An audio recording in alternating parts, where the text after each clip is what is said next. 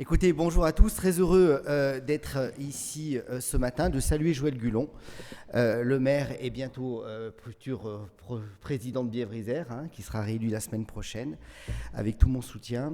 De saluer Jean-Pierre Barbier, le président du département, et Jean-Pierre a raison. Nous sommes au centre de l'Isère, dans un canton très central, qui est au centre de ma circonscription, qui est la plus belle de l'Isère, ça vous le saviez. Donc merci à tous d'être venus, de saluer monsieur le sous-préfet, naturellement, de saluer les services de l'État, la direction, la DDT, les services de gendarmerie, les services naturellement de l'ONF, de saluer naturellement madame la présidente, quand même. Cher Daniel, merci pour effectivement la facilité de pouvoir coopérer avec l'ensemble du bureau des chasseurs et l'ensemble des salariés de la fédération qui, pour en rencontrer beaucoup, pas que celle de l'Isère, est particulièrement bien organisée, bien efficace et ne lâche jamais ces dossiers. Donc, mesdames et messieurs les chasseurs, vous êtes bien défendus ici en Isère. Moi, je reviendrai rapidement sur trois niveaux d'intervention. Tout d'abord, peut-être plus au niveau national, redire qu'effectivement la chasse est un élément important de notre patrimoine culturel, de notre patrimoine environnemental et économique. Donc ça, c'est quelque chose d'important qu'il est bon de rappeler très régulièrement à certains groupes politiques au Parlement qui, effectivement, n'ont souvent aucune vision de nos territoires ruraux, puisque ici, l'exemple en est total. L'ensemble des chasseurs se répartissent essentiellement dans 70% de la ruralité. Et Cyril Madinier, que je salue, vice-président de l'agriculture et à la ruralité, connaît bien ces sujets. Trois axes. L'axe économique, c'est important de le redire, je redonnerai quelques chiffres nationaux, 3,6 milliards en termes de PIB, je crois que ça ferait pâlir beaucoup de secteurs, donc je crois que c'est important à redire, 37 000 emplois au niveau national, si on compte les emplois directs, les emplois indirects, les dépenses des chasseurs pour leur équipement, leurs munitions, et naturellement les retombées sur le territoire. À l'échelon Auvergne-Rhône-Alpes, on est une région particulièrement riche en diversité, mais aussi en chasseurs. C'est 0,1 point de PIB au niveau régional, c'est 120 000 emplois et c'est 258 millions d'euros par an et c'est près de 6 000 emplois au niveau de la région. Et Jean-Pierre a bien fait de le rappeler, naturellement, tous les bénévoles qui œuvrent, si on comptait le nombre d'équivalents temps plein que ça représente, c'est important.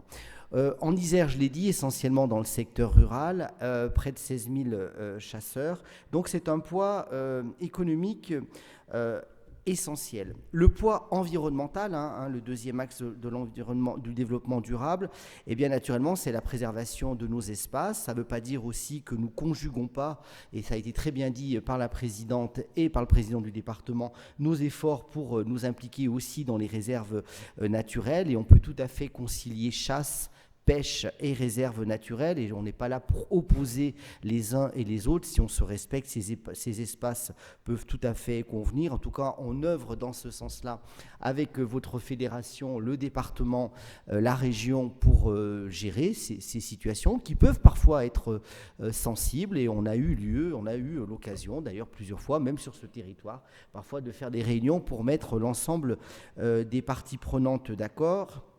Je salue naturellement au niveau régional l'investissement de la région. Le plan a été revoté, nous l'avons voté en mars 2025.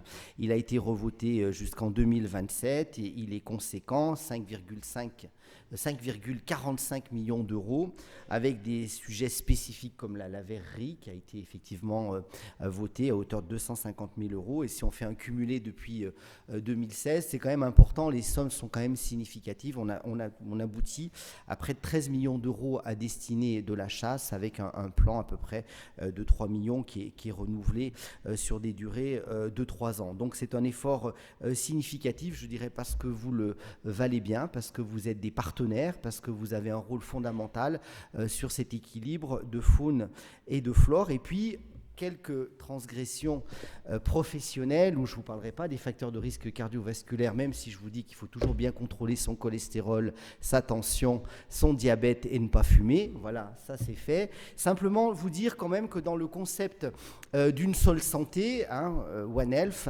vous le savez, santé environnementale, santé humaine, santé animale, simplement redire que dans les années qui viennent, on aura quand même 2 grands fléaux avec des pandémies potentielles qui reviendront, et 70% des cas, elles seront d'origine animale, d'où l'important d'avoir tous ces observatoires pour bien savoir, effectivement, du fait du réchauffement climatique, ces pandémies viendront du règne animal, donc bien avoir ça en tête. Et puis l'antibiorésistance, et quelque part les chasseurs, en effectuant cette lourde tâche de régulation, Jean-Pierre parlait des sangliers dans les centres-villes. Je vous redirai peut-être juste un exemple sur le loup, puisque le Parlement, là j'ai vu des projets de loi qui reviennent de nouveau au niveau du Parlement, soit pour amoindrir, soit pour encore renforcer la Convention de Berne. La Convention de Berne, vous n'en avez pas parlé, je sais que notamment sur cette circonscription, il y a certains d'entre vous qui sont particulièrement engagés,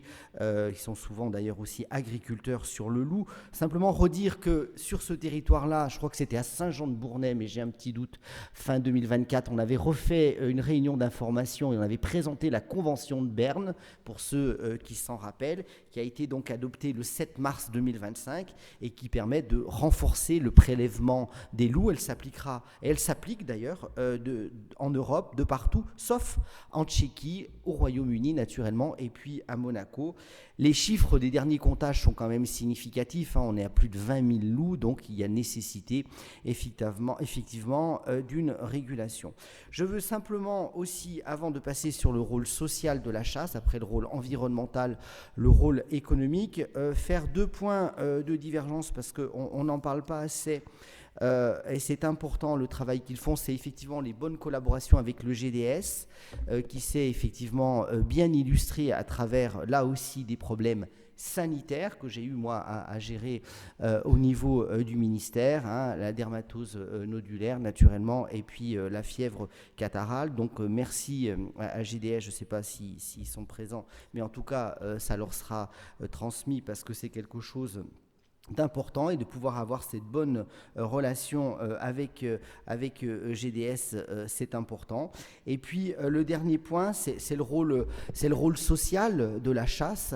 Je regardais, ne serait-ce que dans ma circonscription, je les citerai, mais entre les matinées boudins que nous parcourons le dimanche matin avec les élus et souvent même avec Jean-Pierre, on voit que c'est quand même là aussi qu'on prend le pouls de notre société et de notre territoire.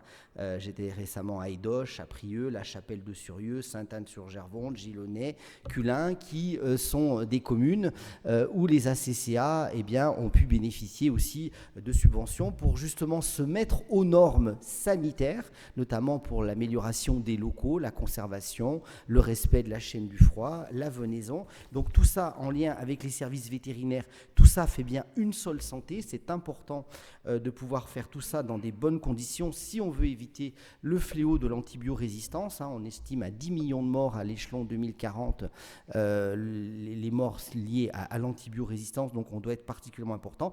Et puis ces ACCA, ces manifestations, c'est aussi ce qui fait l'âme, le lien social dans nos communes, c'est l'ADN de nos territoires, et je crois qu'on en sera encore, je crois que demain matin c'est Bossieux qui fait sa matinée, et Boudin, c'est déjà dans le programme. Donc en tout cas c'est toujours un moment convivial, et c'est surtout aussi un moment de pouvoir restaurer aussi l'image des chasseurs au niveau du Parlement, qui ont une image un petit peu, comment dire, voilà, on transforme un peu les chasseurs en gentils ruraux qui réfléchissent pas beaucoup. Tout ça vu de certains quartiers très parisiens. Et je crois qu'il faut en permanence rappeler le rôle de la chasse sur ces 3 dimensions du développement durable, qui est donc le poids économique, je l'ai fait, le poids environnemental, et puis le lien social que vous effectuez dans les communes. Voilà, je ne serai pas plus long, je ne pourrai malheureusement pas rester toute la matinée avec vous, parce que je voulais l'ai dit, la circonscription est grande. J'ai 104 communes à aller visiter le week-end après nos semaines à Paris. En tout cas, c'est toujours un plaisir d'être à vos côtés. Vous savez que vous pouvez compter sur moi dans mon action au Parlement. Et puis, au niveau régional, d'être un de vos défenseurs, puisque vous faites partie de l'âme de notre territoire. Et merci pour votre mobilisation. Et puis, j'ai un beau-père et des beaux-frères chasseurs, donc j'ai intérêt à être au rendez-vous. Merci à tous, bonne journée.